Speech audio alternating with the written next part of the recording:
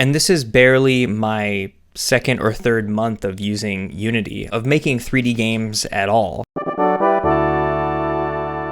Back in March, I started working on this game called COVID VR Flatten the Curve, and it was just totally spur of the moment thing because I had all this, time on my hands because of the pandemic. It's all made in Unity using Playmaker, and so when I was first doing this, I was just capturing videos on my phone of some of the kind of funny shit that was happening, just to show them to my friends. So I thought it'd be interesting to kind of go back and watch some of these old videos, considering that I'm doing a complete rehaul of how the game's made since I've learned so much in the past month, pushing 2 months now. This was back March 25th is when all this started.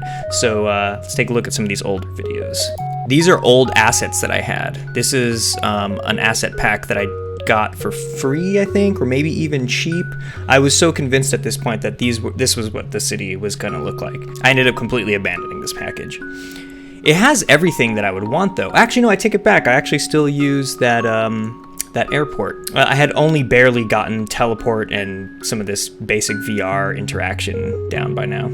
So here's our little NPC. I'm pretty sure I'm still gonna use these little NPCs. I think it's perfect, these little chibi models. I looked high and low for the perfect model for this. Their heads are just big enough, to kind of like get a very satisfying sensation when you're picking them up and tossing them around and everything. I figured out how to pick them up by now.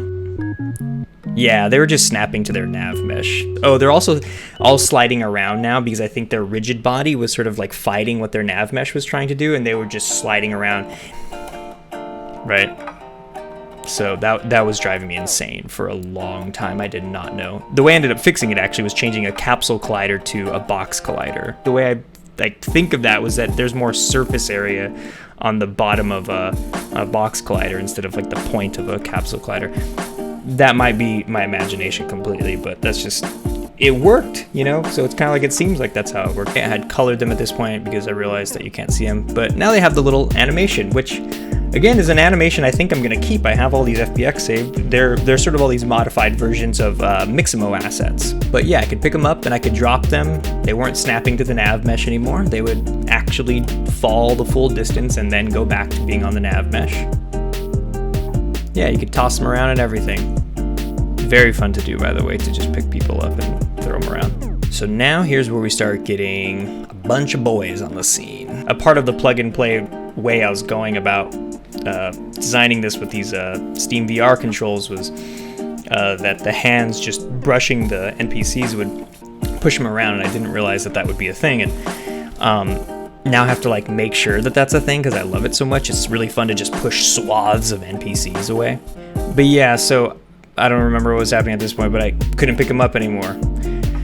Things always end up going that way where it's like, great, I added this new feature and now the last thing is broken. So this was the first point that I had the kind of proof of concept-ish of what it's like to have all these NPCs walking around and you're supposed to just grab them and throw them around. So this is kind of when I'm barely getting the feel of what my game might be like to play. And it's really fun to hit them too, like this. See, and that might be an actual game mechanic, is like throwing them from one island to another. Here's where I started doing the actual contagion aspects, the idea of one NPC being sick and being able to spread it to other NPCs, which is represented here by their little box turning red. So you'll see they kind of turn each other's box red. So of course you wouldn't actually see a box and it turning red or anything. That's just for testing purposes, but the theory is proven there now that okay, so I can make that change them to is sick, which would just be a matter of setting a bool value instead of changing a material color.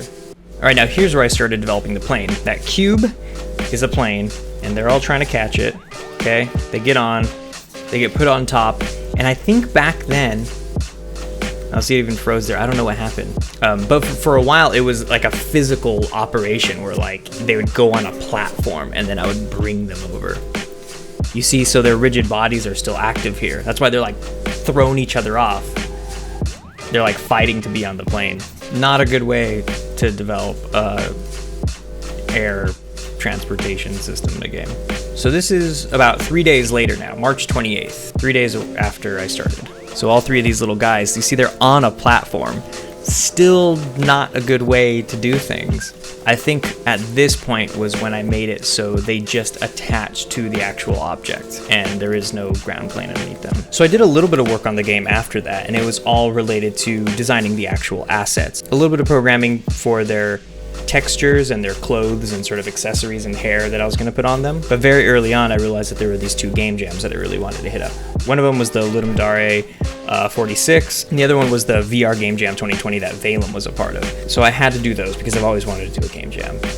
But now that those are done, I'm back to work. And here is where things have gone. All these NPCs will select a destination on their current island. So these little blue ones are going to the blue one, the yellow one's going to the yellow one, and they can only select between these places because that's where they are. The little ones that have triangle textures are going for the plane. So we have a few passengers that just got onto that plane. You'll see right here, if I click on this, it has these NPCs that are children of it. I just turn off their materials just for the illusion of them getting onto the plane. When they land over here, though, they get told that they have a new set of destinations to pick from, which are only available on this island. So now they know that they're on this island. So that's a pretty rough idea of the stuff that I've developed for the game so far. There's a lot of stuff that's like under the hood. There's kind of like prep work, a lot of things that are still like half done. A lot of things that just aren't done. The game is still a fair ways away from being done. But now that I'm able to go at it pretty much full time, I think I should be able to have it done at the very least, this year. I've made the mistake before of saying 3 months or something when it turns into 4 years, that kind of deal. And this is barely my 2nd or 3rd month of using Unity, of making 3D games at all. Back in October 2019 was when I first opened up Unity and tried Playmaker, and I learned it for about a week. And then I didn't touch it all the way up until March. And ever since March, I've been at it pretty regularly. So I'm still really new at this, but it's just crazy how many assets and how many tools are available to people that just expedite the shit out of a process that you would think would be extremely long and laborious. Don't get me wrong, it is laborious. There's a ton of shit to be done. There's a lot of work to be done. But oh man, it feels amazing to see what you could do by yourself. So I've made a few small games which are mostly pretty broken and not worth sort of selling, which is why, I just kind of threw them up for free on itch. But this one I want to get to a point where I could sell it, because if it's good enough, I really want to be able to put it up on Steam. I've already set up my Steam Workshop partner account, or whatever they call it, filled out all my tax information, bank deposit stuff, and paid the deposit. So this game for me is something that is going to sort of test me to see what the full production cycle of a game looks like, from conception to the actual release to selling it. So I thought it could be fun and also helpful to share the journey of that, to show the development process, which is why I started a devlog on TIGSource, which I'm going to be updating as much as I can, but I think I'm going to be concentrating a little bit more on these videos.